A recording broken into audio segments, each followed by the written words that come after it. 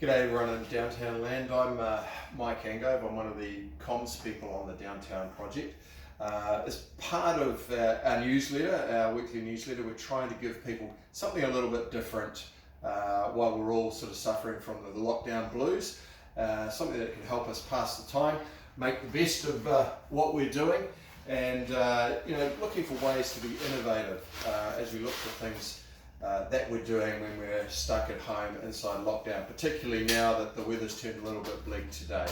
I could be interrupted by the cats as we're going on. There's only 5 of them in the house, but anyway. So one of the things we want to do is, with my other hat on, I'm a ex-personal trainer, ex-professional athlete, and I coach professional athletes. So we thought we'd add a little bit of that skill set into our newsletter for this week by giving you a bit of a workout option. And the key thing to remember is just be innovative with what you've got around you. We don't all have weights, gym sets, etc. So we have to make do with what we've got, and that's part of the challenge that we can turn it into. So just to get underway, we're going to get warmed up with what we're doing. Now, protocol's really 5 minutes of a warm-up, ideally with slower movements to start off with, then you gradually speed up. Remember too, this is weightless, it's not a fast movement. We want to gradually increase our speed as our joints lubricate and our muscles and our tendons lengthen and get warmer. So just as a starting point, as ridiculous as it looks, a throwback to the 80s, just a basic walk, working your arms, working your knees. Okay, and I haven't got the Lycra, I decided not to put it on for you today, but I'm sure some of you will remember back to those 80s tracks where you had the guys in the very tight tights doing movements like this. So next, what I wanted you to do is just raising the knees to your hands.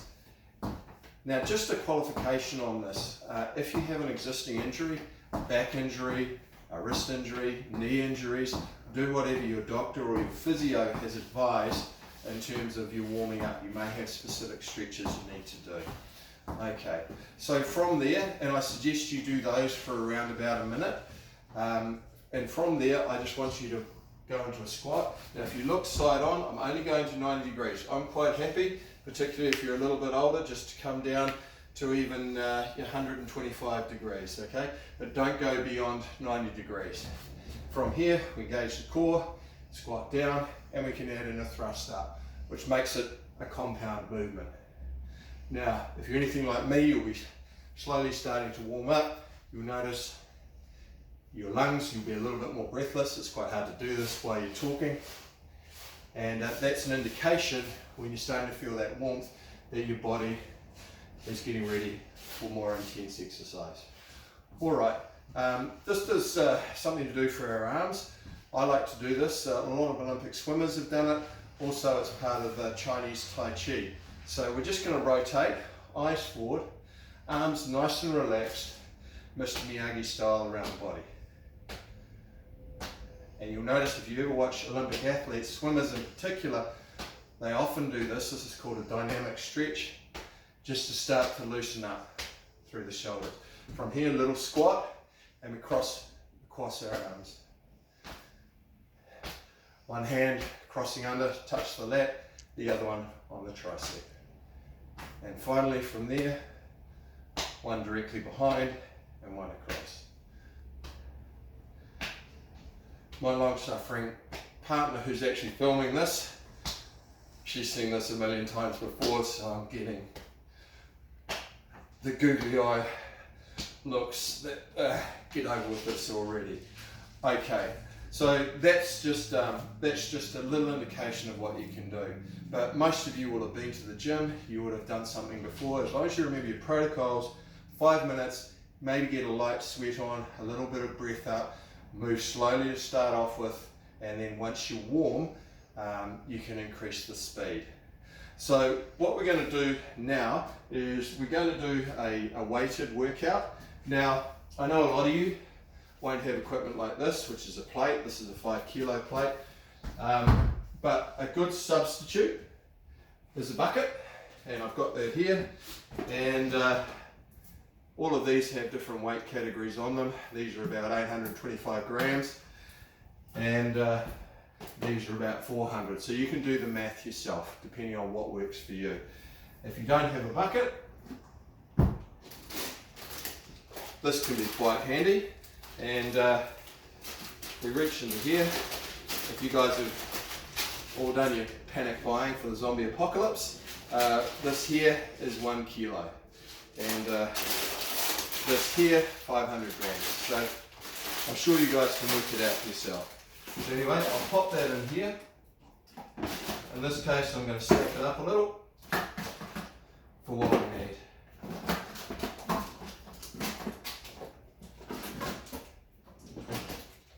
Okay, to remember that the bucket also has to be sturdy enough to hold the weight. This has only got about 6 kilos in it. So what we're going to do to start off with is we pick up our bucket here. Now you can hold it in different ways. You can hold it like this, which I find easiest, or you can hold it like this. So for now we're just going to do that squat that we did earlier, here and up. And your rep range should be 10 to 20, just depending on your fitness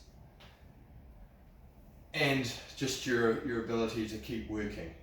So if you're feeling a little bit energetic and you want to do a little more, hands underneath the bucket, squat down, thrust up.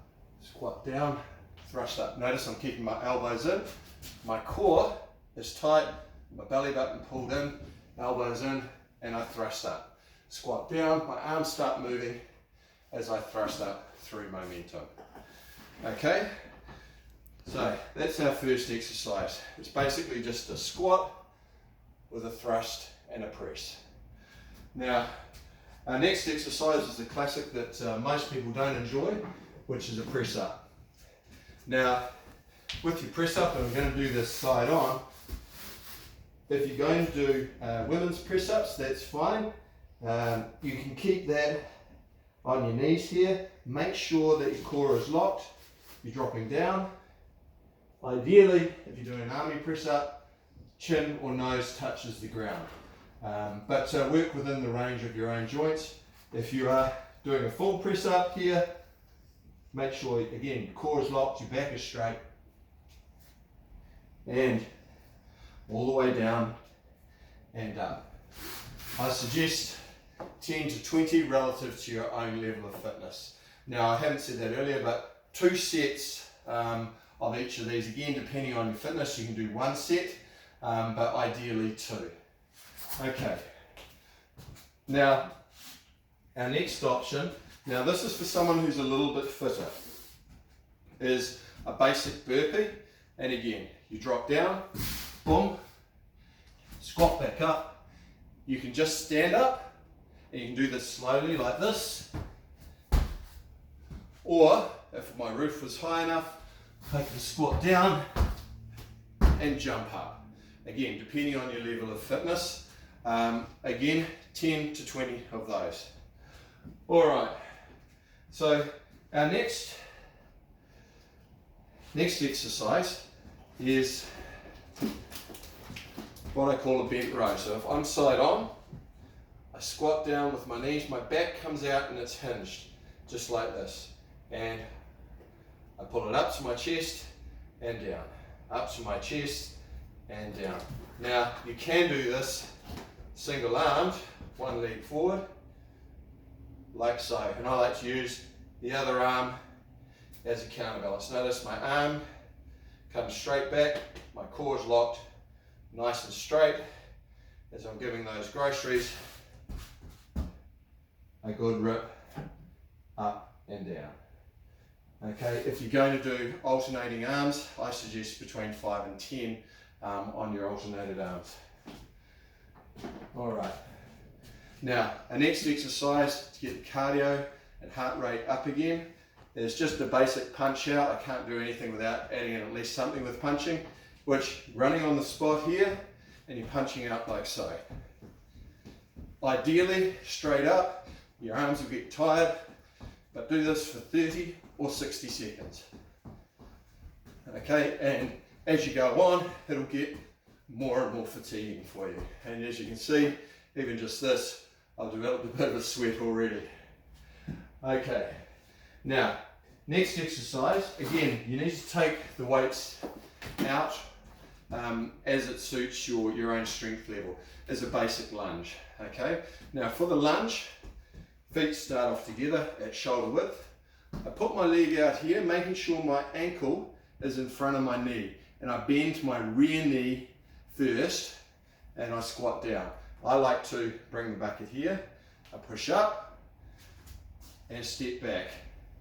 I step out, make sure my knees, my hips and toes are all pointing in the same direction. Ankle is in front of the knee. I bend the back leg and the hamstring takes this, push up here. I tend to do this as a twist, which is a slightly different exercise if you're more experienced. So you can either squat straight down, straight up and back, or you can twist straight up and back. Okay, now our final one, if you don't have a Swiss ball, which is a good piece of equipment to have, you can do it on a chair. Core engaged if you're on the Swiss ball, or on a chair, sitting on the edge, like so. Now, this is just a basic shoulder press. Bring it up and give those groceries a bit of a pump. Okay, now with your breathing, with any of these exercises, you exhale on the way up, and breathe in on the way down. On the way up, and down. Now, if that bucket's a little bit too heavy, or you want to do it alternating, something like this. Again, if you've got your own weights, obviously you don't need to go to the pantry. But here, again, you shoot straight up. Notice my elbows are flared, taking down, and I bring my elbows in. Flare them, elbows up, meet in the middle, and down. And again, my core is locked and straight. If I'm on a Swiss ball, I'm working that out already. If I'm on a chair, you don't get that movement, so you'll be more stable.